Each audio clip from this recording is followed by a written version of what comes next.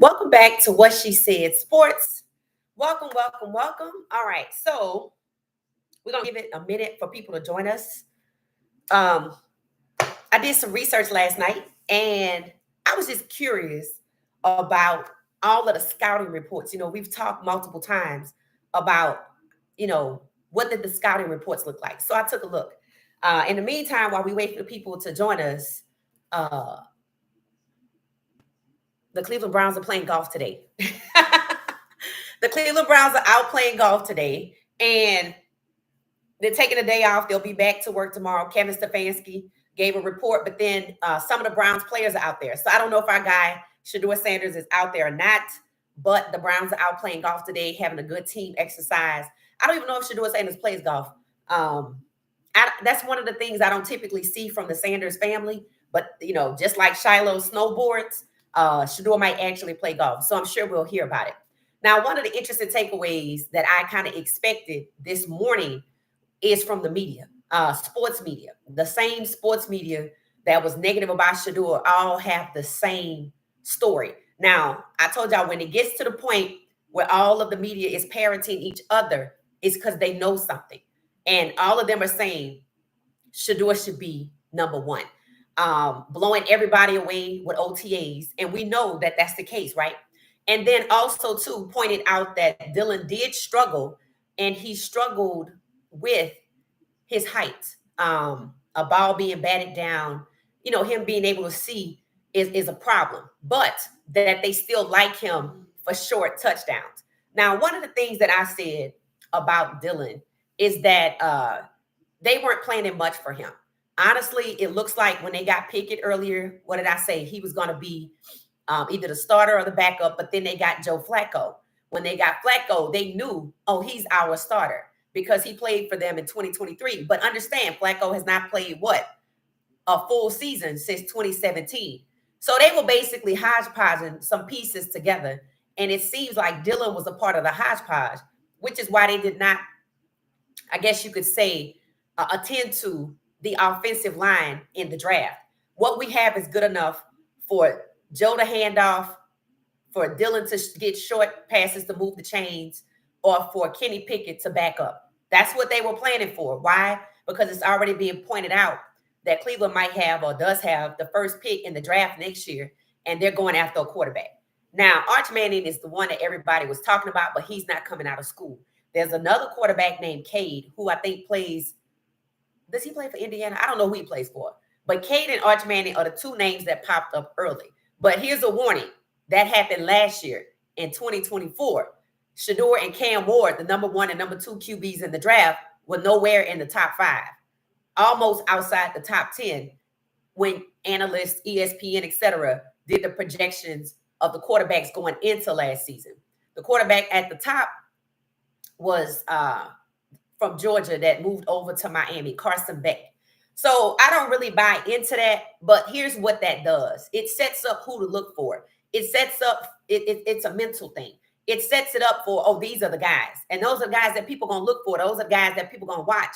Whereas I see you guys didn't get a nod or a look, so people aren't going to look for them. So it's going to be more of the same. Oh, my God, Shedeur Sanders is great. Oh, my God, Kaden Salter is a dog. See, they're going to go out there and have to prove themselves. Whereas these other guys are getting a nod and already be in position for the first round. See, that's what the rankings do. We don't care about it because we know it doesn't define the skill set, but it does have a purpose. It does have an effect. So, we're not worried about that. So just know, Caden has not been mentioned. The Buffs are back. Their first day of spring conditioning, I saw Coach Swayze. We know they're going to look good. We know they're going to look good. Look at how good Shiloh looks, right? So, it's a lot happening. Like I said, we're turning that left corner going into the season. And right now, if you ever been to a Mardi Gras parade, you're in the curve. You're in the curve and you get ready to straight away to the left, but we're in the curve right now. So OTAs are this week. Now, I heard reports about 11 on 11s happening, but then I see a lot of the team playing golf, including Kevin Stefanski. So I don't know how to make much of that. They're saying that 11 on 11s are happening, but the media isn't there. But then the Browns are playing golf. So, I got to look into that and see about the dates. So, everything is cool where our guy Shedeur is concerned. Of course, we always check on him. Now, somebody said last night in the comments, what's going on with, they were like, they love the show, but they would like for us to talk about other buffs. Now, understand this, we do talk about other buffs who were drafted. We don't really have a lot on the guys that don't post content. Now, I do know that Shane Coates and what's his name, number 66, I know they were invited to Denver's mini camp, but I also noticed that Shane Coates posted a thank you, everybody, for everything. So that mini camp was over, and it was about the same time that CU was over. Justin Mayers, I'd have to look into him. If y'all know what's going on with Justin Mayers, feel free to tell us in the chat, or I'll come back and repost it later. But if he went to mini camp, then, he probably exited mini camp around the same time as Coates. Now, the question is, and anybody, I don't know who knows this, what happens when the guys are invited to mini camp? What's the next step? Does anybody know? What's the next step after mini camp for guys who were invited? A lot of HBCU players got invites too. And I said, I wanted to see, let me see what that looks like. And that's where we are. So if you have any information, let me know. Of course, I can go look it up. But that is one of the things, the comments that came out. So I wanted to honor that. And then they wanted to know more about Cameron Silver-Craig and BJ Green. Now, if it's not on their page, I'm not going to know. Cameron Silver-Craig, the latest he posted was thank you, God. But he's still on the team. So that means he made it from minicamp to OTAs. So we're going to have to look into that. If they don't have content, we're not going to know. But if y'all know, let's put it here and then we could talk about it. Okay. Hey, how you doing? Exposing the truth. Thank you. Thank you. Hi, everyone. Pray y'all having a wonderful day. Yup. What you say, I hope everybody's having a good day. Actually, Coach Prime had a very good post, and I captured it. So let me see if I can share it with y'all. It was good. It was basically like, it's a Monday. We starting off on a good foot, basically. And I was like, you know what? We're going to put this out here. Because like I say, we in the curve going into the straightaway. And yeah, we hear a lot of people saying he should start. But I do look at that. It's called healthy skepticism. And after somebody being burned, you have to have healthy skepticism toward the people that burn them. Let's just understand that. The accomplices too. So, understand that. And today, guess what we're talking about? Shedeur Sanders scouting report. And I saw something very, very interesting. Very, very interesting. That's why we're talking about it. All right, hold on. Deion Sanders. Oh, yeah. The person also said we should talk about Shiloh too. I always have to never get to Shiloh, but I follow Shiloh. I watch Shiloh on Twitch. I watched Shiloh video when he went to Desi Banks. He and his teammates, they said the Bucks night out. A few of the guys got together and went to Desi Banks' show, and it was on video. It was good. It was good. And y'all know Desi Banks been down like four flat tires or 4 tires since Jackson State. And when they transferred to Colorado, he put on this shirt that looked like it was Colorado Buff Polo and put a picture and a caption that said he transferred to Colorado. So he was still rolling with the crew. So they went to his comedy show in Tampa. So I think that's hilarious. Okay. It said it's Monday and we're ready to go. Ready for new challenges, new beginnings, and new things. Be willing to accept new ways, new thought processes, and new understanding. When you open your heart for this newness, God will fill it with newness. All right. So last time we read from Coach Prime, the book of Coach Prime. Last time we read from there, he was saying what? It's time for a new approach. That's when I saw him sitting outside his gazebo contemplating. And what happened after that? We speculated it could be this. Maybe Shedeur gonna move on and they good and they ready. And see, it's a lot of newness that he's talking about. And actually, I heard birds chirping today. So maybe in Atlanta, we might have made it to spring. I'm not really sure. Or maybe it's summer. But there is a lot of newness in the air. So last time he was contemplating in the gazebo, then he ended up where? He ended up on Asante Samuel's podcast doing what? Talking about how hurt he was and that they lied on his son. That's a new approach because he had not done that yet. He had not spoken out. Now, mind you, Goldberg, they found basically from Colorado, WWE wrestling, and he played ball too, and his son plays for Colorado. They have an interview with TMZ talking about how hurt everybody was and their time at Colorado. So they try to get the truth out about, one, the program is great, and two, how hurt people were behind what happened to Shedeur. See, emotional distress is not hard to prove. It's not hard to prove at all. And what you needed was the connection to what you're suing for. What brought you the emotional distress? What is your connection?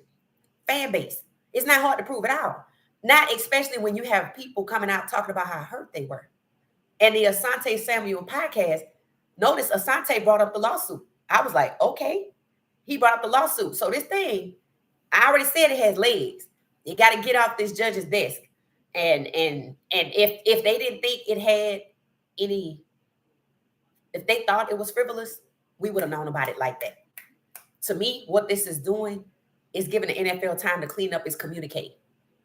Who said what to whom?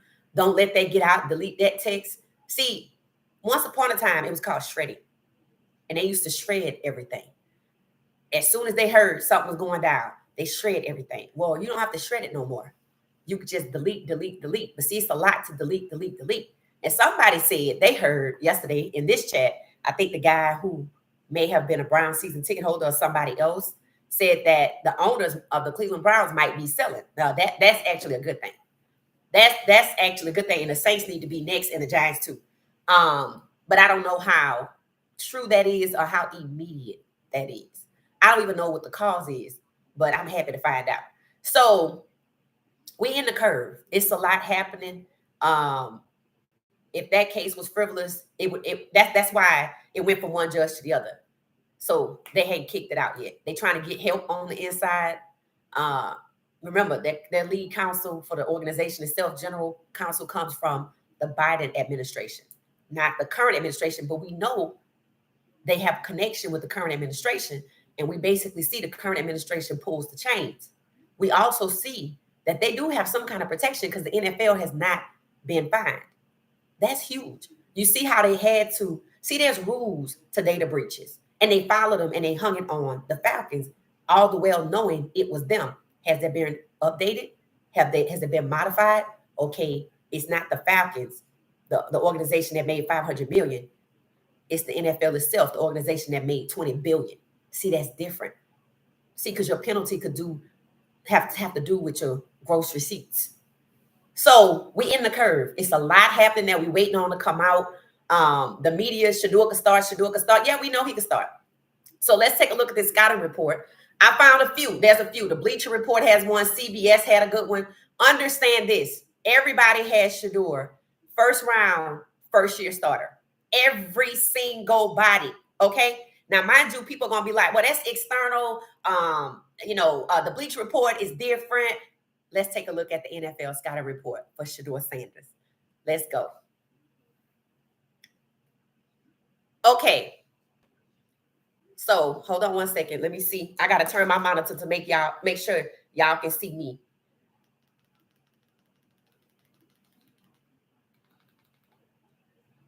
All right. All right, here we go. All right. So, all right. Let me know if y'all can see me. All right. I can see myself, so I know y'all can see me. This is Shedeur Sanders scouting report, okay? This is not external. This is internal. And every player I know going as far back as Tyreek Hill and probably before has one. I use this all the time. I look at this all the time because I like to see what the NFL itself says about players. And I told y'all Tyreek Hill was like an undrafted free agent. He came out of a small school in Alabama, not the University of Alabama. And I didn't understand as well as he did at the combine why it was he was an undrafted free agent. He only moved up to like the 5th round, right? We know Tom Brady wasn't a a first round prospect or a second round prospect. Why? Because he was split time with another quarterback, they said, right? But here's one thing we know. Cam Ward had high marks. Travis Hunter, high marks. He had like a 90 for a grade, right? I think it goes up to like 8. So you see Shedeur got a 6.30. Understand that this information changed. What you're looking at in front of you, where it says who he's drafted by, it changed. Because before, when I was reading this, it was who was projected, where you were projected to go. Now it's official. So to me, I don't give any credence to what's going on over here on the right. The prospect grade being a 6.30 is interesting in itself, but then we see who he is. But then let's scroll down. All right. See right here, the score breakdown. All right. You see he has a production score of 87, right? He ranks first as a QB, okay? And this 2025 combine, that's pretty damn good. You see it's green. There's his athleticism, the 63. Y'all remember them talking about, oh, he's not mobile. He's the purest pocket passer. They try to say he's retro. Like, that's a bad thing. Like, that's a bad thing. Understand, that's what Jackson Dart is. That's what Tyler Shaw is. They had Shedeur athleticism ranked lower than Jackson Dart's. Yep. And then his total score is still in the green, and he's third, right? So you have 3 categories here, right? You have ranked first, ranked third. So if I take the average of those, I should have went what? Number 2. If you take the first and the third, add them together, divided by 2, I should have went second, right? And then you take this right here, which I do believe was changed, and it's the 14th. And you know why I know this was changed? Because, see, they have other stuff in here besides the score, right? They have what you call, let's see. Hold on one second.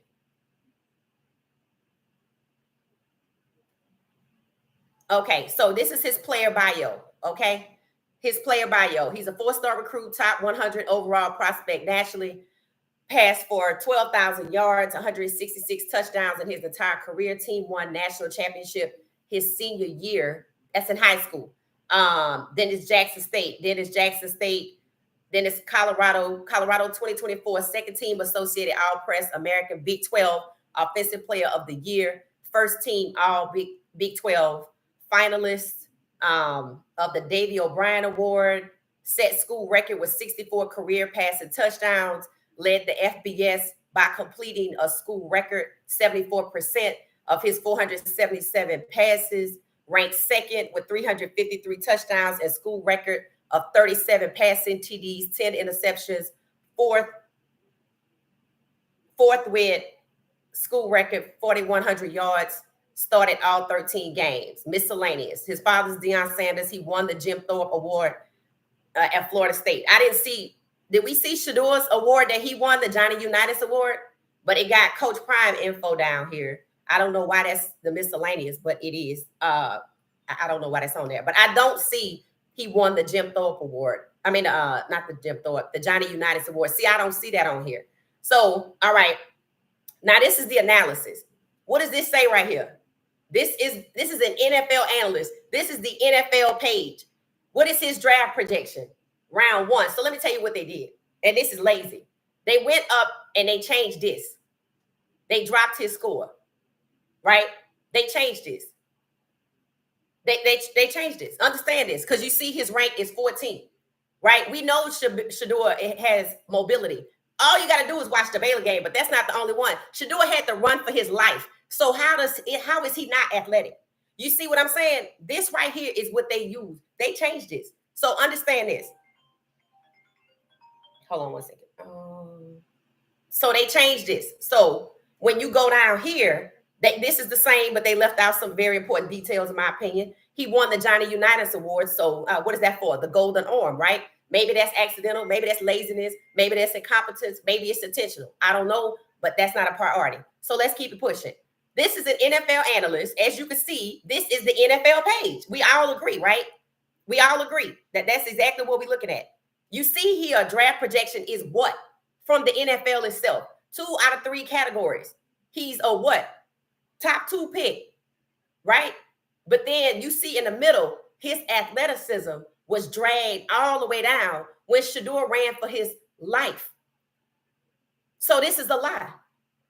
And when they came back and they fixed this for Cleveland to show where he went, they put him 14th. You know what they were trying to say? He either was the 14th ranked QB, which means he was dead last because 13 QBs went in the draft, or he was the 14th ranked player in the draft. Either one. Either one. So here's his overview. Okay. Now remember, this is from the NFL itself. And they got this on their page. And it might be gone after the day, but this channel not that big. So it says, any perception that Sanders is a product of Heisman Trophy winner Travis Hunter's greatness are slowly dispelled once you hit the tape. Now, who remembers hearing Shedeur is only good, Travis made him look good? Okay, that's what that comes from.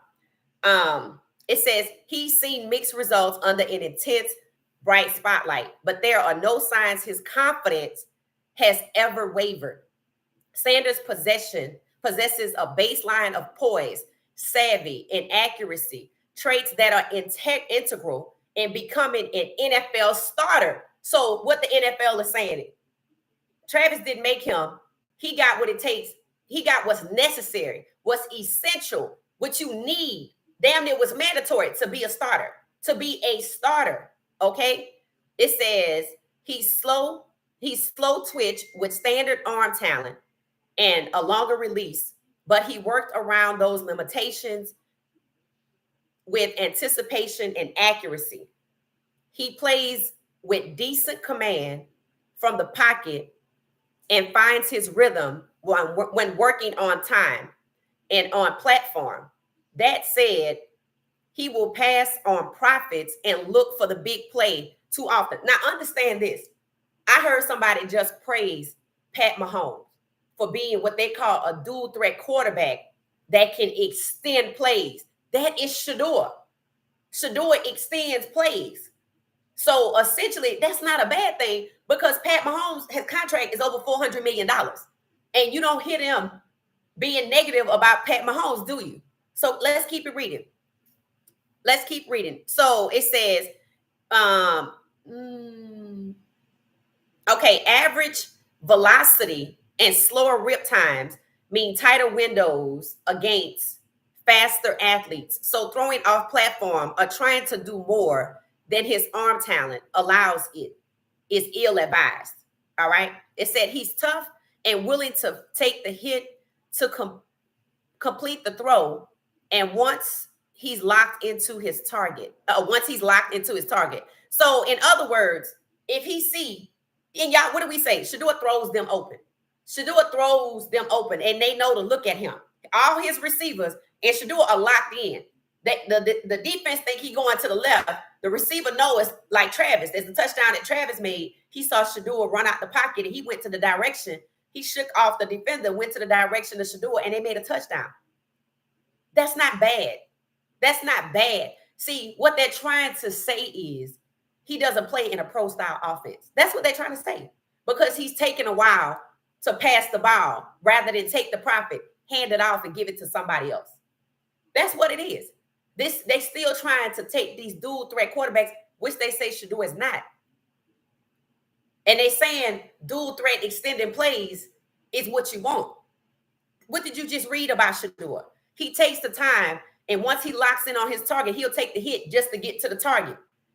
Remember when Shedeur was in the Kansas game and he got a dirty hit by that player? Well, I'm gonna need to see what happened to him.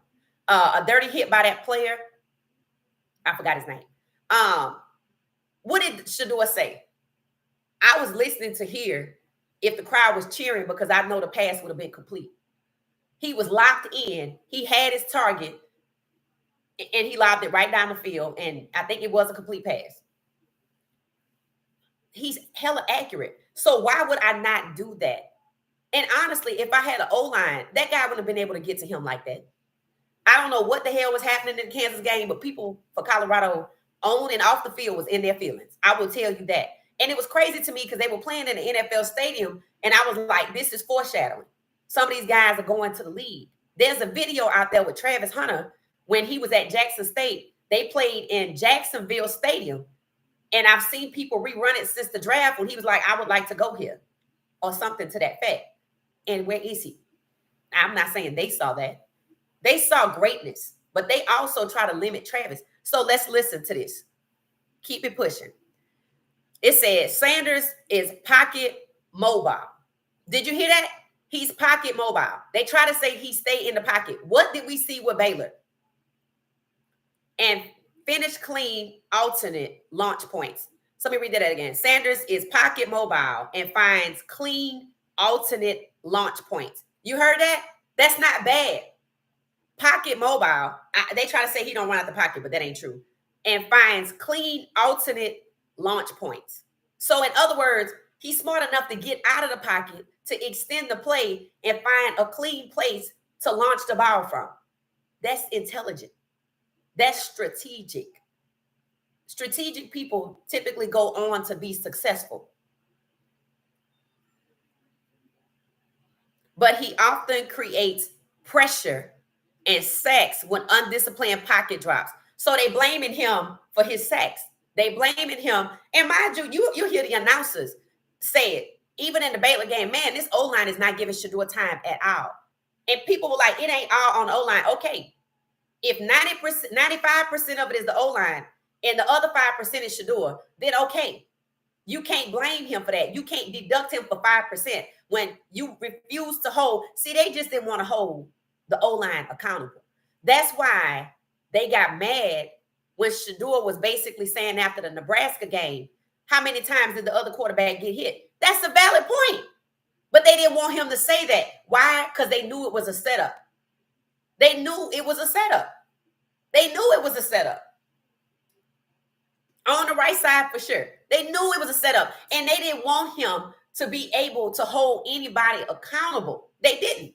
In year one, they didn't want them holding guys at all accountable. And the crazy part is we all saw with our own eyes. In year two, you heard the announcer say it. Man, this O-line just does not give Shedeur time to throw at all. And maybe because the O-line in year two looked different than year one at CU, maybe that's why they didn't want to hold year one accountable, because what? They look totally different. Then they look at year two, totally different. But then he had a coach that refuses to make adjustments. That's irresponsible. That's totally irresponsible. So I'm glad he made the change. So essentially says he's pocket mobile and finds clean alternate launch points. That's a plus. But he often creates pressure and sacks with undisciplined pocket drops. That's speculative. The tape says he has the necessary qualities to become a solid game manager. What are the two things? Game managers versus game what? If he can operate with better discipline and play to his strengths. Shedeur Sanders is the most accurate QB coming out of college. How is he undisciplined? How is he undisciplined? The man had the most accuracy with being sacked 30 some odd times. 52 sacks year one, 4 interceptions. So Mary Cabot is on the record saying that Shedeur went behind Dylan because he had 10 interceptions, but they didn't say nothing about his 37 touchdowns passing and 4 rushing. That's 41. If that's how they count it, that's 41. And he the most accurate. See, they didn't really talk about his accuracy here because that's really the prize. That means that he's intelligent, he's strategic, he knows how to get himself time to, and while he's buying time to get his receiver open, he's also looking for a clean place to launch from. He's throwing his receivers open. I saw it the first time he threw in that they let us see in Cleveland. If Shedeur go out there and ball, if they get the hell out the way, oh, this gonna be good. Because if he got an O-line, oh, this gonna be good.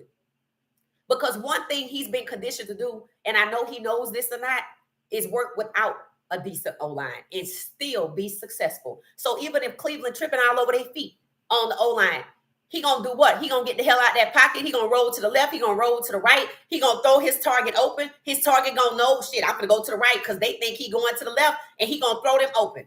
That is a winner. That's what we want to see. When I saw him do that in I guess it was OTAs or rookie minicamp. It might have been the first OTAs. When I saw him do that in the first OTAs, I was like, there it is. Greatness. Greatness. So I put this here because I wanted y'all to see what I saw. I have been looking at scouting reports, CBS first round, Bleacher Report first round. Everybody was first round. Everybody was first round, including who? The NFL. So they lied. They lied. They lied. This is their site. This is their analyst. This is their commentary that they feed to us, the fans. They lied. He was a first round projection. When was he no longer a first round projection? The morning of the draft, when they locked him out. They locked him out because they don't want him to be greatness. They don't want him to be black excellence. This proves they lied. This proves they colluded. You say yourself he a first round draft pick. You say take him off the board because he entitled. That's collusion. That's discrimination. That's why this matters. That's why this matters. And this is lazy because you tried to change his score and they actually went back and made Jackson Dart a better, more athletic QB than Shedeur Sanders. That's bullshit, bro. That's one of the things that they tried to use to dog him the entire way through as we got closer to the draft. And when it was the Super Bowl, I don't know if y'all saw Coach Prime on ESPN, but Coach Prime, when they were in the middle of the Bourbon Street set, he said mobility. I mean, you haven't seen him play if you don't think he's mobile. He shut that down right there. But that's what they wanted to hold on to. They need something to drag him down about. They couldn't change his production because that was already set after the Alamo Bowl, which means that when Mary Cabot said, well, we drafted him late because his negative plays, they talk about the sacks, I guess, but like he don't have an O-line, and nobody buys that. And then when they say his interceptions, understand this. You knew after the Alamo Bowl, his stats never changed. But you took the time to lead him on and court him publicly, extensively, while you courted Dylan privately. You led him on, and then your owner suddenly remembers that you have Deshaun Watson. You took a big swing and miss, which was a direct threat to the GM's job. But you still meeting with Shedeur.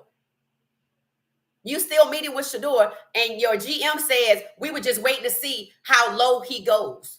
When you were meeting with Shedeur all that time, it's documented. Everybody said he was going to Cleveland, and I bet you Discovery can prove he was going to Cleveland. Because, yes, you can delete text messages, but I can get that phone, and I can put it on a device that tells me everything you've been talking about, because that's what they do in law enforcement. They lied, and this proves they lied. The NFL has Shedeur Sanders a first-round projection themselves as a starter, not a developmental QB. They didn't go and put that. How does this make sense? How is he a first-round starter, but then after the draft, he's a developmental QB or will eventually be a starter? He went from a first-year starter to will eventually be a starter. This is about keeping him out of the QB1 spot. They lied. They updated this when they put in where he actually went. And they're trying to say he's a fifth-round developmental QB. That is bullshit. We have seen everything that says that's a lie. And now we're looking at the NFL on scouting report that says they lied. They took him off the board because they wanted to. They took him off the board so he didn't get to QB1. That's why he eventually will be a QB1, but not right now. Because we got too many black quarterbacks starting at QB1. And if we let you start at number 17, the black players that we think have lower cognitive functioning than whites are going to become the majority. So how can we continue to satisfy that argument? You cannot. They lied. They colluded. They discriminated. And this is their documentation. This young man was a first-round draft pick. They locked him out intentionally, and they only took him off the board with that subjective entitled trope, which was a lie from the jump. They lazy and they sloppy. Because if you're going to come back and fix this section and trying to say his athleticism is worse than Jackson Dart so you can justify in the future why you drafted Jackson Dart, understand. Nobody's buying it. Because OTAs, ain't nobody talking about Jackson Dart at all. This kid was a lock for the first round. Understand that. Understand that. So when I do my research on scouting reports, and I'm clipping and saving every last one of them, because this proves this kid was a first round prospect. Our eyes did not deceive us. It proves that what Boomer Esiason said is true. Take him off the board. It proves that there was collusion. It also proves that when Mike Tomlin said, well, there were these phone calls, we were getting ready to pick, there were these phone calls. And we had to listen to these phone calls. Now, y'all know these phone calls were on speaker in the green room. It was a direct threat to Mike Tomlin's job. So public threats came to Mike Tomlin's job and Andrew Berry's job about picking Shedeur. In fact, there was an article early on in the draft process saying that the coach, I think it said the coach, not the GM, the coach that drafts Shedeur Sanders could lose his job in ink. Then it went on to Mike Tomlin is advised to draft Shedeur Sanders and make him QB2. He will eventually start. This is about QB1. So while the media is parroting QB1, I'm sitting up here going, as hard as y'all tried to keep him out of QB1, I want to see this because this going to be good. Because you're not going to win either way, because if you make him QB1, for how long?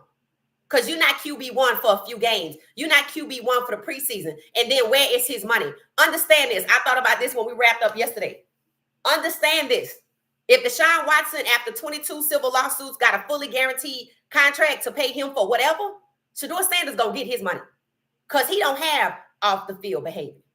And if Stephon Diggs continues to get his $26 million guaranteed and $65 million contract, understand this. Shedeur Sanders does not have off-the-field issues. He was lied on. He was defamed. He was colluded against. He was discriminated against. He was a first-round pick until they said, lock him out and then take him off the board. Now all we need from Discovery is, when did you say take him off the board? Boomer Esiason, I do believe, has been subpoenaed.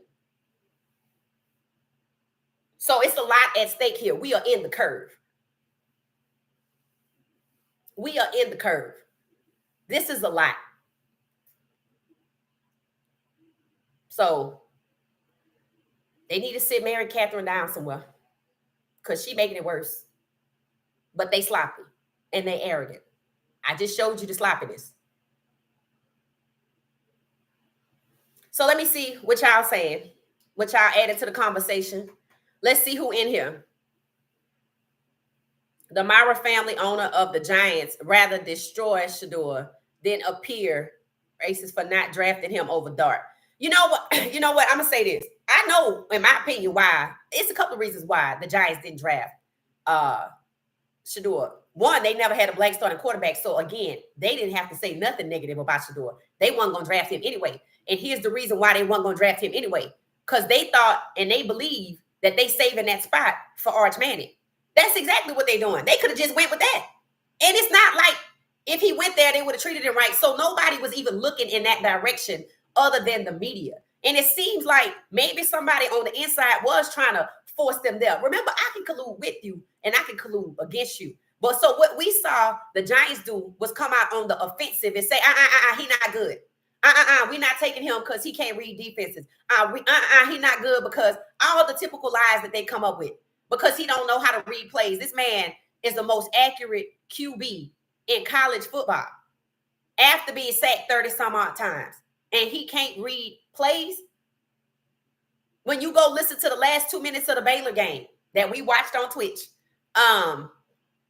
you can hear the announcer saying, this kid is resilient and tonight his legacy is made because he rolled. They said Pat Schumer changed up the play so Shedeur could roll out the pocket to the left and find a clean launching place to get that ball to LeJohntay, and he good. So they tried everything. Travis made him good. No, Shedeur made Travis look good too. Who saw Shedeur telling Travis, just catch the ball? Because he throws them open. He develops his receivers. He's strategic. He's intelligent. He is mobile.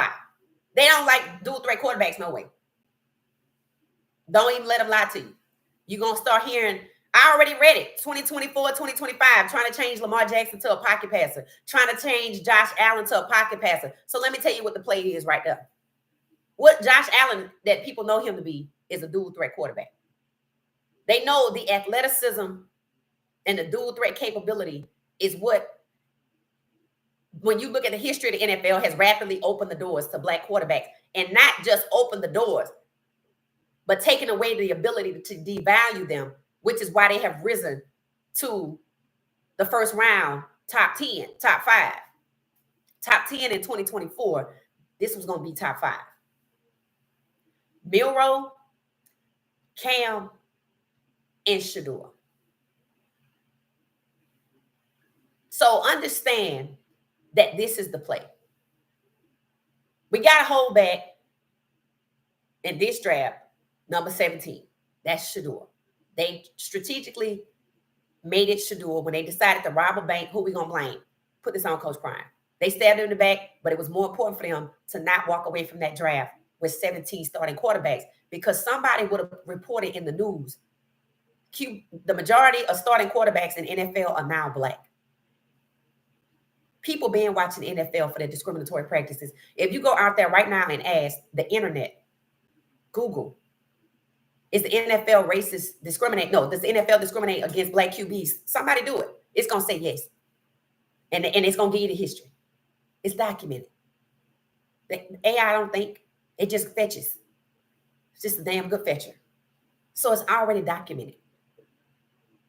The play was to keep Shedeur out the 17th spot. That's why he will eventually become a starter. That was why they was trying to get rid of Russ, saying he was washed up, and he just took them to the playoffs. They say things against logic. They say things against reasoning. They're not even rational. That's how they so dogged focused on making sure that there's not a majority of black starting quarterbacks. It don't fit the lie that they've been telling. It don't fit their race norm that they said they were supposed to stop with the practices and policies in 2021. They haven't stopped. And it's alive and well in the draft, and it was already called out that the NFL discriminates badly against black QBs in the draft, often devaluing them. That is exactly what they did to Shedeur. And now he can start, he gonna get his money. Because if Stephon Diggs remains and that guaranteed contract is in place, and Deshaun Watson, you see he got what he got after 22 civil lawsuits, Shedeur gonna get his money. Because see, when the collusion case happened in January, it was the NFL was found guilty of collusion. They said it was no damages. There are damages here. There are damages. I say $100 million in damages, because what was he supposed to get? $50 million, or is it $70 million? Well, after everything you put him through, just go ahead and give him a clean $100 million, fully guaranteed. And he shouldn't have to wait 4 years, and it should not be divided up on 4 years. They lied. And if I can prove it myself without going to court, imagine what they're going to find when they go get discovery, which is why they're going to fight that tooth and nail. They trying to find somebody on their side to kick that out. And the guy already said, oh, I'm just going to file a motion. And guess what's going to happen? They're going to have an additional lawsuit. How many lawsuits came out after Diddy? Okay. This ain't going to be no different. They better do the right thing. This is the window to say, you know what, forget all this. Not to sit up and say, okay, we'll hold them back another way. No. So the play with the dual threats, because we know Shedeur was supposed to be 17 and he wasn't a dual threat. But the play against the dual threats is what? I gave Josh Allen $330 million, 65% of it guaranteed. I know y'all want this. Josh Allen is converted to a pocket passer. So if you're a dual threat, you're going to need to dumb down your skills and be a pocket passer to get this money. That's the play. So all they trying to do is roll back. Just like the DEI roll back, everywhere you're trying to see them roll back and move away from these pocket passes, because with Shedeur 17, that would have been it. Milroe 18, that would have been it. It ain't no coming back from that. So now they switching it up, which is what Coach Prime said. The play was to keep Shedeur out the 17th spot. It happened. Milroe didn't get drafted high either. They got him as QB2 and already came out and said after training camp, oh, he'll never see the field. That's what they hoping. They hoping Shedeur won't see the field. So I find it very, very, very curious that the media is all parroting the same. He should start. What's that about? I'm going to have to wait a couple of days, but I'm going to figure it out because it's going to make sense. It don't make sense right now because they were against him. They work for the NFL. They are the right hand of the NFL. You see Mary Kate out here with the microaggressions. When you see her flip the script, you know something up. It's some pressure somewhere. Or they trying to build him up again like the Browns did in the draft, knowing full well he either gonna get cut and nobody gonna pick him up and they gonna have to put him on a practice squad, and it's just more ugliness. That's evil. So we being set up for something, and he is too. But I'm happy to see he playing. He on his Twitch, and he not worried about them. But what did Coach Prime say? It's time for newness, new ways of thinking, new thought processes, new. Okay, we're gonna see. So that's the play. Josh Allen, $330 million as the number 2 QB. Why? Because I know I can convince Josh Allen to be a pocket passer. And when they see he become a pocket passer and get the money, they're going to do the same thing. And then 10 years from now, you're not going to know what a dual threat was. That's how they're going to back off of it. I'm going to get the money to Josh. The other one's going to want it, so they're going to change too. Yep. That's why Michael Vick going number 1 was so crucial. Number 1 overall. Him going number 1 overall is what opened the door for the rest of them.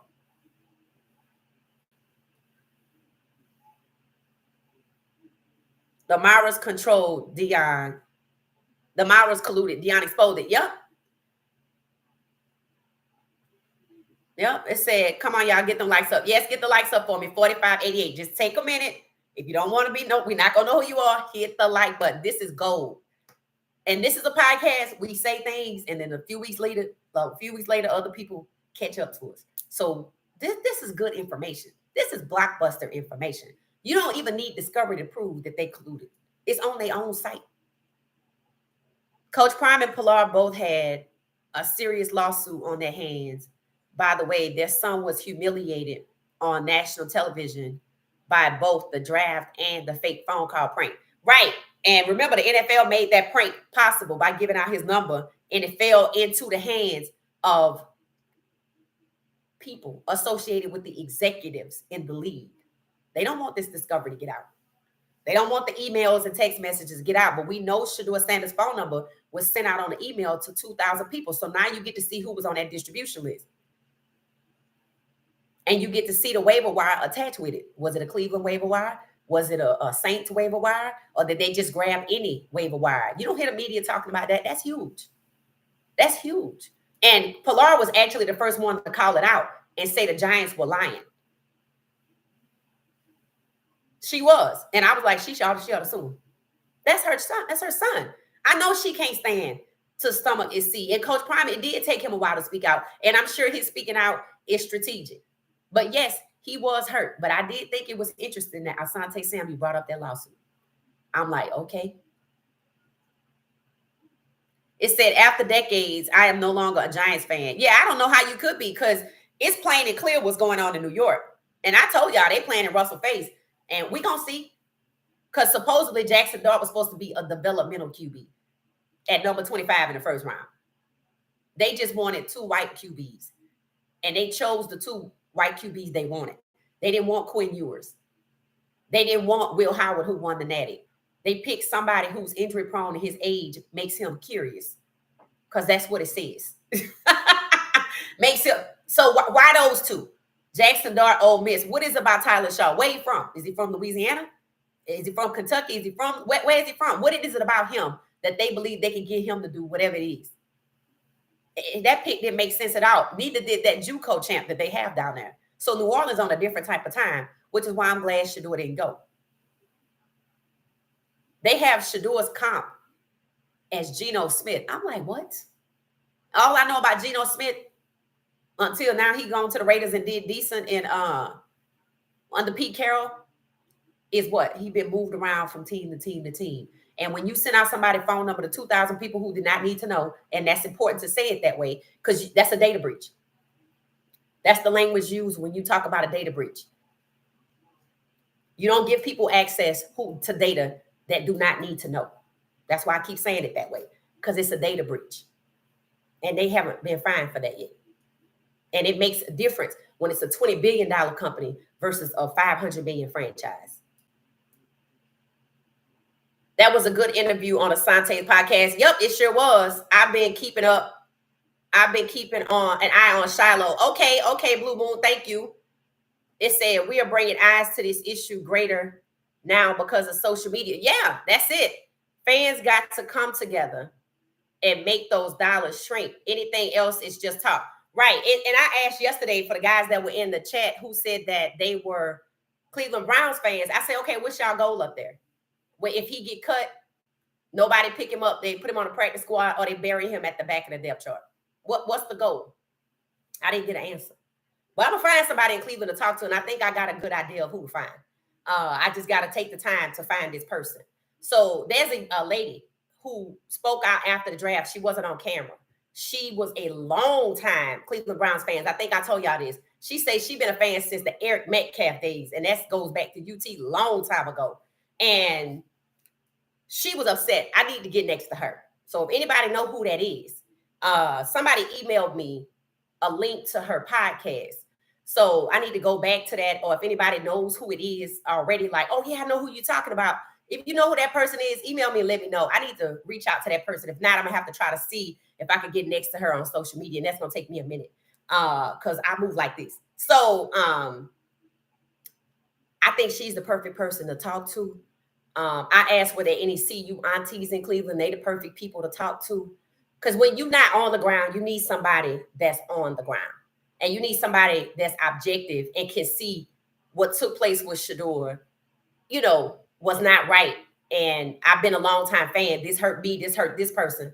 And what's being said, what's being done, and what is the plan with the fan base there. See, I thought about this. We talked about how Kendrick Lamar called it out during the Super Bowl, right? Which was before the draft. They want you, you want to bring your homeboys with you, deduct one life. That's that whole entourage speak. I pointed out how Mary Catherine was essentially echoing with Kendrick Lamar when he was saying, you too loud, you ghetto. What did she say? You loud and you proud. I'm black and I'm proud. You see? Whatever, that language sounds so 70s. Loud and proud? What? That's not what I would have expected to hear. In fact, I wouldn't have expected to hear anything because all fan bases have football fans. A lot of these players have football fans. See, that's what they don't want. They don't want us to attach to the player. They want us to attach to the franchise so we could enrich the franchise. But we moving away from that. I'm not with that. I said it all last year. I'm a Michael Penix Jr. fan here in Atlanta. That was it. If I watch NFL, that's all I'm watching. And went to one game. And he didn't play. So I didn't go back. And y'all don't even hear me talking about him, but I got one of my eyes on him too. Understand that. So we have attached ourselves to the players. So they don't want nobody to stand up for these guys. They don't even want them to stand up for each other. But see, what the NFL is not thinking is, not only did you just have Kendrick Lamar, who put us on game as to what was going on, period. Well, we all knew, but he spoke for all of us. Yep, that's what it is. And we glad he sent the message. And then what did they do? They turn around and use the same type of language and the same type of stereotypes against Shedeur. And they forgot that this was the highest viewed Super Bowl. Who they thought was watching? Every viral video I saw of families and groups getting together looked like who? Remember, this was shown in multiple countries. Black people are global. Who they think was watching it? Because they claim they wasn't watching it. They said, oh, at the Super Bowl, nobody was watching it. That's a lie. You heard it. I don't care if you didn't see it. You heard the message. So essentially, you wanted, see, this is what they get their foot caught in the trap about. See, they a business. I want the views. I want the money. So yeah, let Kendrick Lamar go ahead and tell their message. We're not going to listen. Who you think was watching? They say the Super Bowl is for people at home. They must think that we the ones that don't go to the game. And that's actually not true. Actually, the demographic that they chasing is dying off.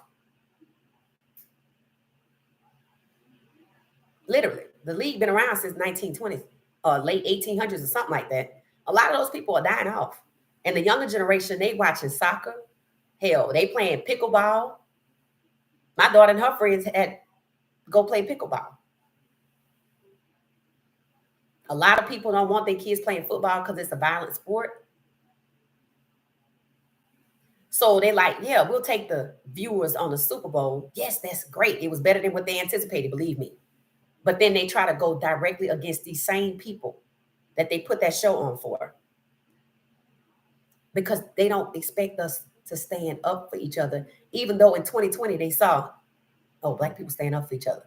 They must have forgot. See, the things that they say about us, they truly believe. We don't. Just because you think the sky's blue, just because you think the sky's yellow, I'm going to go out there and check, depending on who you are, and see for myself. I'm not going to believe what you tell me just because you believe something, but that's how they operate. Oh, Shedeur's not good, so we supposed to think he's not good and go, okay, Giants, we see why you didn't get him. Who was that message for? Who was that message for? People with no eyes, apparently, and if they listen to the games, they know he good. So who was that message for? Who were they trying to convince? I don't know, because nobody bought it and nobody's still buying it. So the things that they do in their little vacuum, in their little silo, are the things that they want us to buy into. And no, they didn't expect to be sued, number one, at all by a fan. And they are confused when you say fans of Shedeur Sanders. So imagine a Shedeur Sanders fan suing the NFL. Remember, the suit ain't just about the draft. It's the way the NFL conducts business. And then you got Mary Kay echoing the same thing. Oh, your fans. What do you call them? See what I'm saying? It's the same thing. They don't expect us to support each other. Well, they see. and it ain't just Shedeur. So the way they think is flawed. It's so flawed. It's flawed. It's arrogant. It's lazy.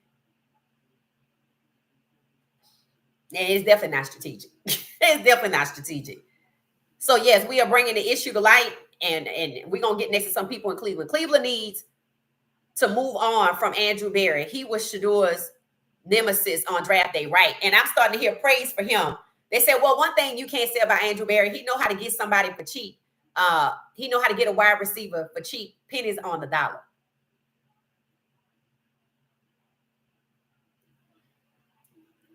Devaluing.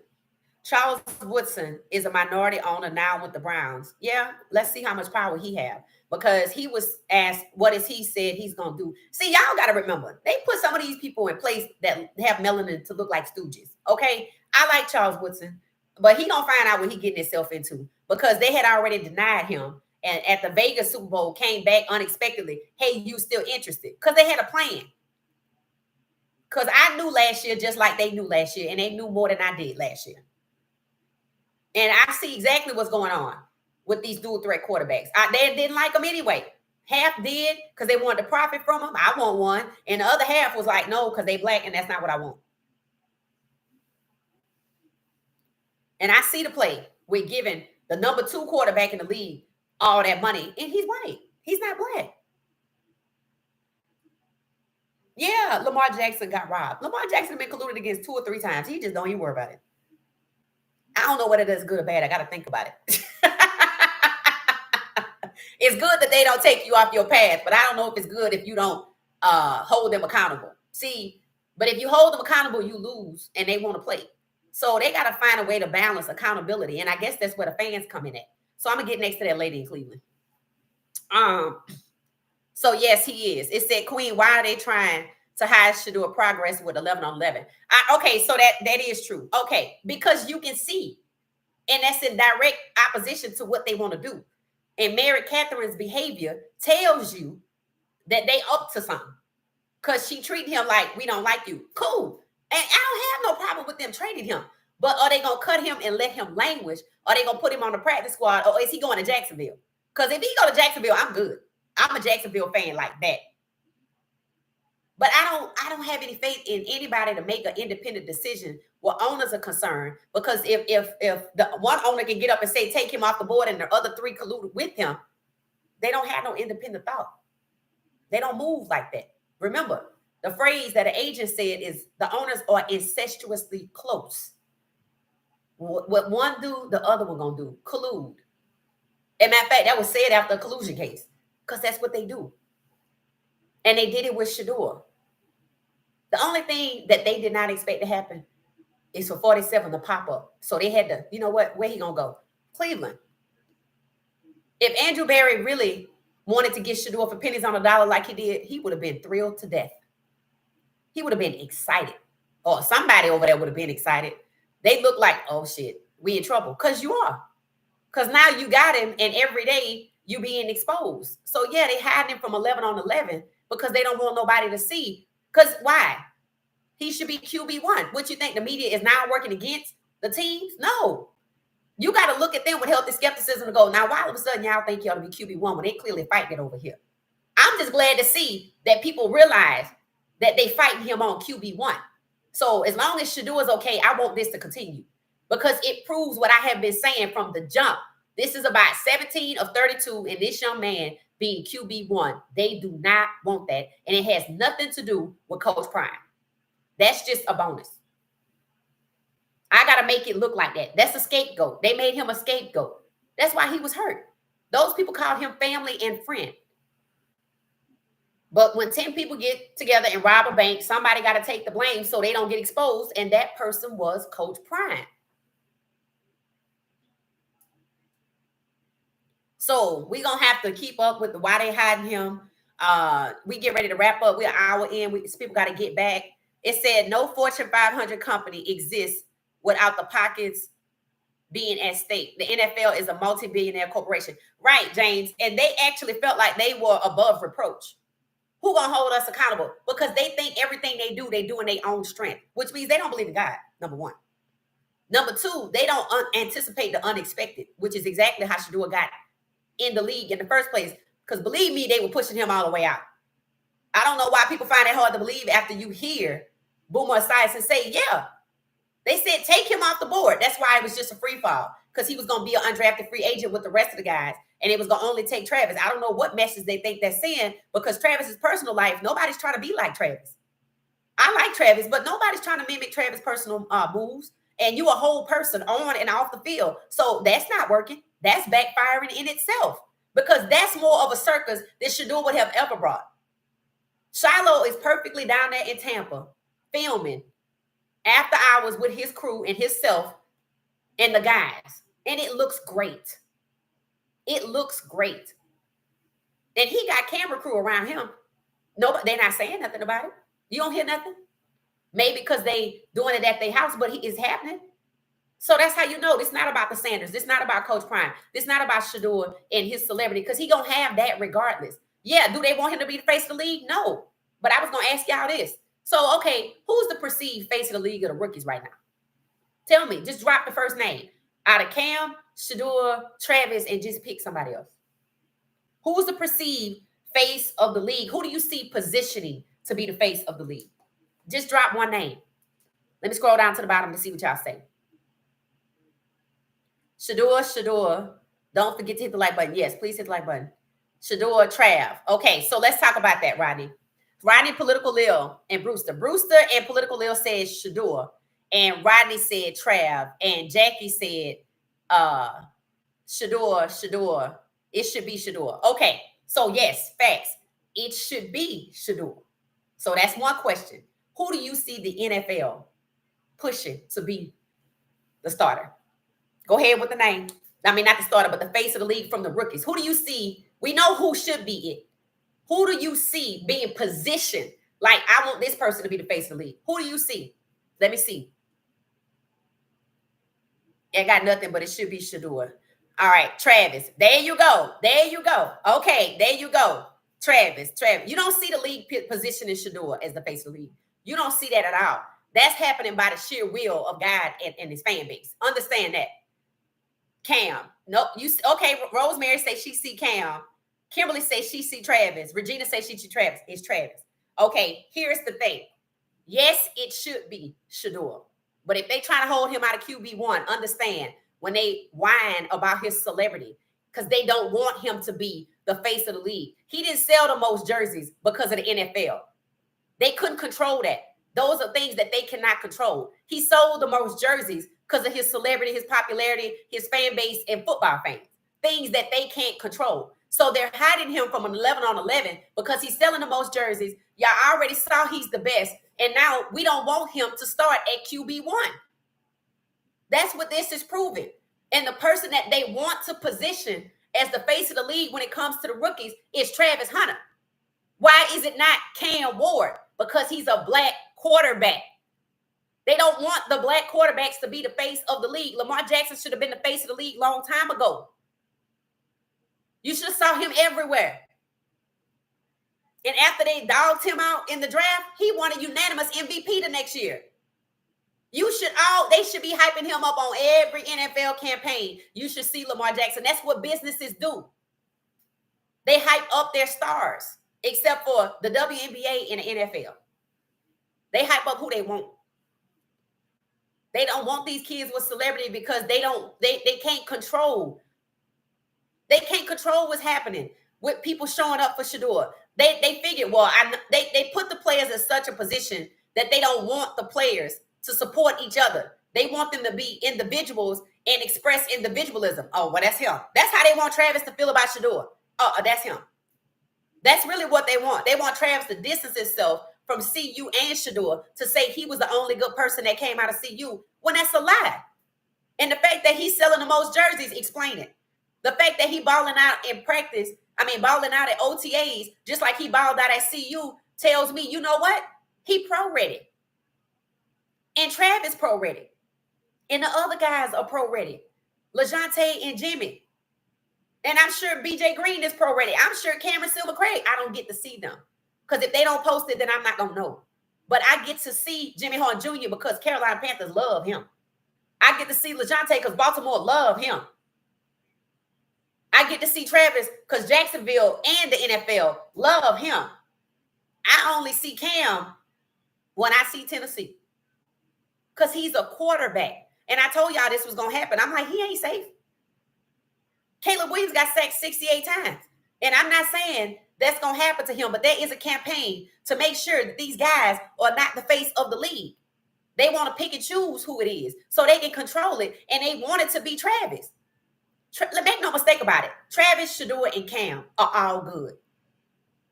What they getting for Shedeur, they want for Travis. Travis is good, but Travis is not more of a star on the football field. Understand this, than Shedeur.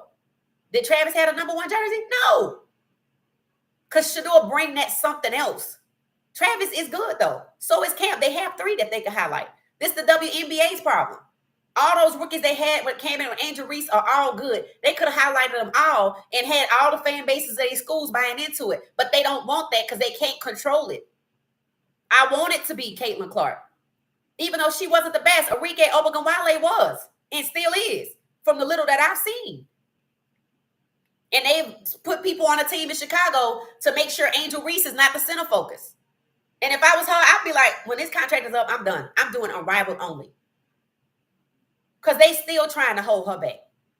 When I started this page, I posted about Shedeur and Angel Reese. I said the vitriol towards them is ridiculous. And now they in pro leagues and they still with the BSery. They don't want you to see Shedeur at 11 on 11s because he's balling out. And how are they going to justify what they get ready to do? Which is bury him on the back of the depth chart or cut him. And they might not cut him, but they're going to try to bury him on the depth chart. If they may have Jerry Jeudy sharing lockers with Joe Flacco, why do you think that is? Because this the wide receiver duo. See, they want to control and puppeteer everything. They don't want natural relationships. They don't want natural chemistry. They don't want Shedeur and Jerry Jeudy standing next to each other because they might find something in common to talk about. So they want to force Jerry Jeudy, who's young, to talk to Joe Flacco, who's 40, and they want to try to make them find something in common with. Why? He ain't played a whole season, which is irrational. Won't you put him to shell lockers with somebody that's who gonna be there a whole season and ball out? I'm sorry, your best QB. Shedeur Sanders, because everybody know it ain't Kenny Pickett. They're not gonna be able to justify what the hell it is that they getting ready to do. And the fact that the media is coming out on this hype train, which is in direct opposition of the BSery that they actually aided and abetted the NFL against Shedeur with the discrimination and all of the damn defamation and collusion, because they aided and abetted that. Understand. Whatever they getting ready to do, they don't want you to see that he's still balling out. So I think the media will be there on Wednesday. So we're going to hear about it. And they got a decision to make. But are they going to make it fair and square? Nope. Because they wouldn't be hiding it. They would have let this go a long time ago, but they're going to fall on the sword. That's what they're going to do. They're going to fall on the sword. The NFL is going to get burned down, just like that plantation in Louisiana. Because every time I see a post about that plantation in Louisiana, I'm like, that's the NFL. That's the NFL. Because they still at it with that mentality. That's what they want to do. It makes them feel good. They like it. But this is not the world we live in. So yes, it's gonna burn down. Believe me, it's gonna burn itself down because you throwing everything to the wayside that run on the principles of business. People don't get into business to just start puppeteering. They get into business so they can make money and be successful and grow the league. That's not what they're doing. They have done everything against that in just a short period of time that we saw from the draft, pre-draft up until now. And Cleveland is still with it. That's why I said you have to side-eye them. Kevin Stefanski not on his stroll no more. They sent Joe Flacco, and he said, I ain't nobody's babysitter. He not with it. He told you what he doing, and I see it. This man is skating. He is skating because he has not played a full season since 2017, and he was with them in 2023, and he didn't play a full season then. So they know what they got. But that's who they want to share locker with Jerry Jeudy because that's who they want to be the starter. Now, when you think they decided that? When they couldn't keep Shedeur out the draft. Just like they're not going to be able to keep themselves from burning down. They held a BAM meeting to collude against Shedeur. A what? A what kind of meeting? A barn meeting? Hey, Brewster, yeah, and it's been in place. It's been in place. It was definitely in place when we saw them Super Bowl weekend when you heard Commissioner Goodell say, "I'm worried about your father." Why? Because when 10 people get together and rob a bank, somebody got to get blamed. I'm worried about your father. There you go. So now go back from that. How what's the duration of the plot? How far does it go back from Vegas Super Bowl to New Orleans? Because to me, I don't know if y'all realize this, but I posted a video about Charles Woodson being announced part owner, right? I posted the video. We talked about it here first. Then I took a snippet of that and I posted it. And I put the date. And I said, why is nobody talking about Charles Woodson? Now, this was before the ownership meeting that took place in Minnesota where they actually voted. I don't even know what the vote was for because I reported it before the vote that Charles Woodson was announced part owner. And I reported that this been out for 4 days and nobody's talking about it. So they leaked that out. They intentionally leaked that out and voted on it as a formality for y'all to think, oh, we just decided to do this. Bullshit. So now I need to know how far back this goes between the last Super Bowl and this one, because it was a known fact that based on talent, the black elite QBs that was coming in was going first round and they was going to make it the majority. Shedeur and Jalen Milroe got pushed down. Cam Ward made it 16. They succeeded with the draft. That's why they still trying it in Cleveland. Well, we did hold them back to 16. We didn't make it to 17. That was the goal. So now in Cleveland, they trying to make sure he don't get the QB1. That's why you don't see him at 11 on 11s, because his talent is good and they don't want him to be QB1. That's all this is proving. This is racism. More racism against black quarterbacks. From Warren Moon. Yeah, no, you can go back because Joe Gilliam, we talk about him next. It might be tonight. It might be tomorrow night. The plantation was sweet innocence in God's nostrils. What you say? Yep. It said, that was so disrespectful. I'm worried about your father. Right. Because he was telling him what I telling him. You see what I'm saying? And Shedeur like, wait, what? Nah, I bet he know now. They scapegoated Coach Bryant. And when they had him in the Ring of Honor, that's probably why they had him up there. Because they knew what they was getting ready to do. See, they knew before the draft they didn't want quarterbacks like Shedeur Sanders. They didn't say they didn't want quarterbacks like Cam Ward. That's why Tennessee was never hot and heavy on him. They put him out there as optics so y'all people wouldn't. Well, because people have already said it. How can you say they're racist? They got Cam Ward. That's exactly why they did it. They know how some of these people think. Because I don't think like that. It's too many organizations and corporations that have been sued with only for discrimination for only having a one employee.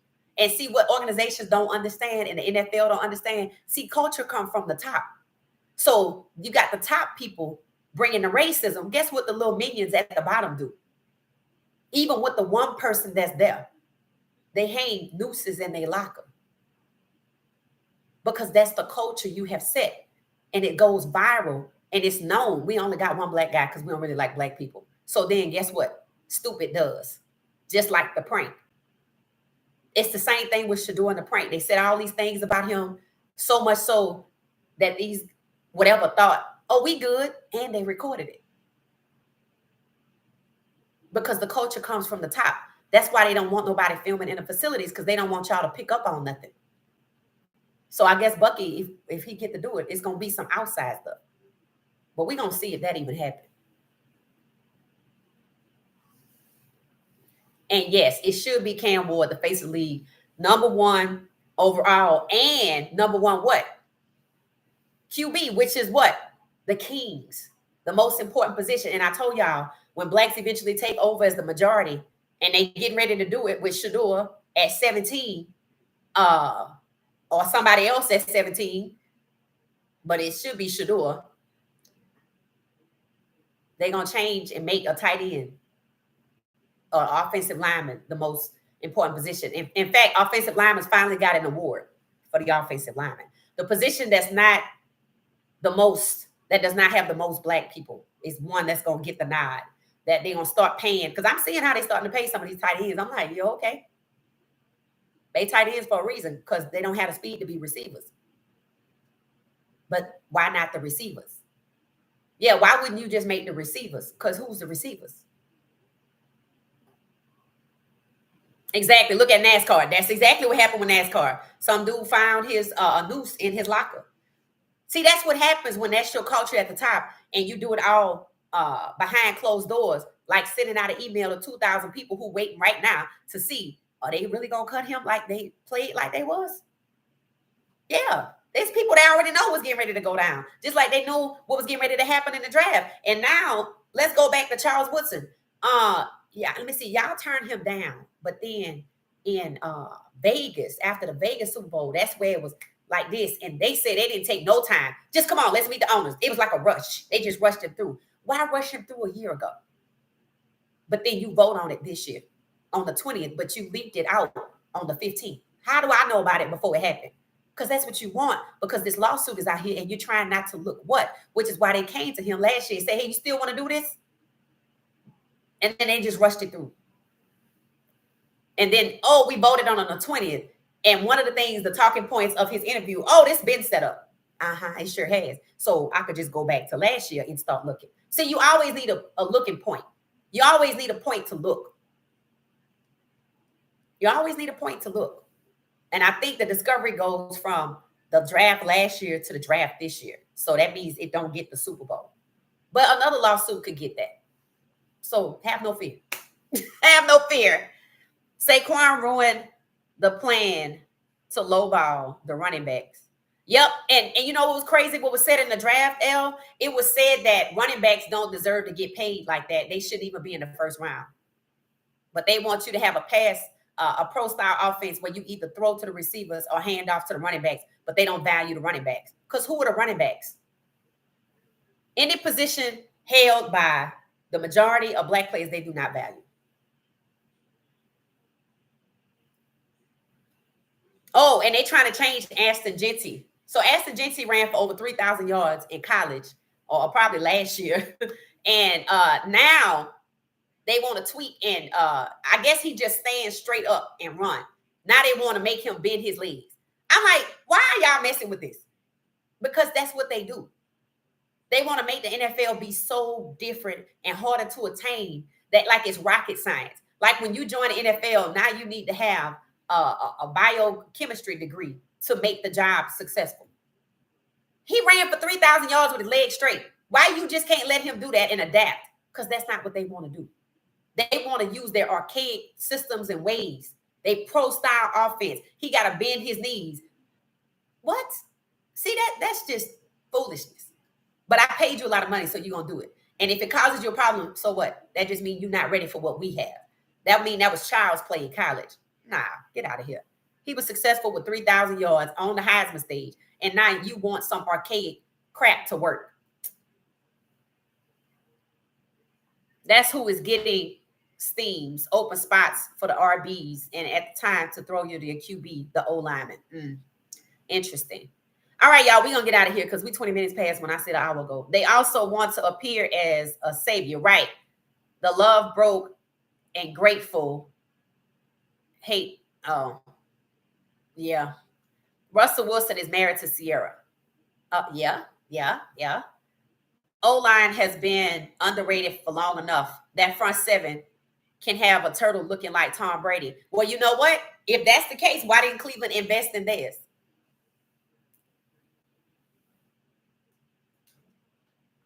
I'm listening. And I'm not saying it can't, because I know it can.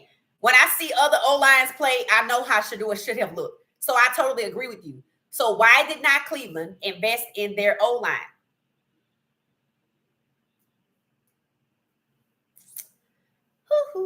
All right, well, that's a good stopping place. Maybe we'll get an answer. Maybe we'll get an answer. All right, y'all, we're going to get out of here. 7383, I'll take it because some people will come along and like it anyway. But just look down and check the like button. And if you make sure that you hit the like button so the channel will grow. But just like we see God moving in Shedeur's life, God is moving in my life too. So we're going to get there when we get there. It's all about timing. Just like with these additional lawsuits. It's about timing. Cleveland going to make him run for his life. Well, guess what? He can and still be successful. Go watch the Baylor game. Thanks for watching What She Said Sports. Give y'all time to wrap up y'all conversation. I am now putting the links to all my social media in the description. I'll go back and do it for this channel. I would do it in the chat if I didn't think it was a problem, but it might be. So just check the description and you can see where all the platforms were on. And get that Twitch going, because for some reason I like going live on Twitch. It seems fun. It seems easy. And I'm playing spades online. So I'm thinking if I could try it today with playing spades on Twitch, that maybe we can play a game that y'all can join. We all got the same app or desktop device or whatever. And maybe we can play together, or y'all can just watch me play and critique me or cheer me on. Either way, get your Twitch app. It's free.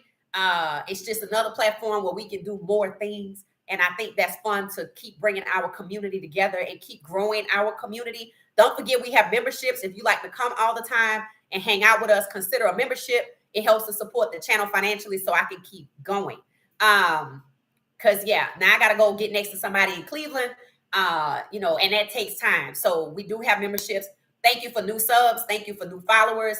Thank you for the engagement. Thank you for friends. Thank you for family. Thank you for the members of What She Said Sports. All right, look for us on Twitch. We'll be back on YouTube at 4 p.m. Eastern Standard Time with the Midday Huddle. I might see what I can find out in the meantime and in between time. And then we'll be back tonight at 9:30 p.m. Joe Gilliam is next. He might be tonight. Then again, he might be tomorrow. So you're just going to have to show up and see. This was excellent conversation. So we shall see. Oh, James said Cleveland went out in offseason and got 3 veteran experienced O-linemen, and none of them were starters. None of those O-linemen were starters. Not one. They could have got, why take a defensive tackle? You could have took an O-lineman, because they don't want greatness at the O-line position, because they want the quarterback to just hand the ball off, and that's not who Shedeur is. Contact Barbershop Network. His last name is Bush. He's a real one. Okay, I shall. Thank you. Garrett Bush or somebody like that. Okay, thank you for that. Thank you, Charmaine. Thank you. All right, y'all. Enjoy your afternoon. I'll see y'all at 4 o'clock if you can show up in the hub. All right. Talk to y'all later.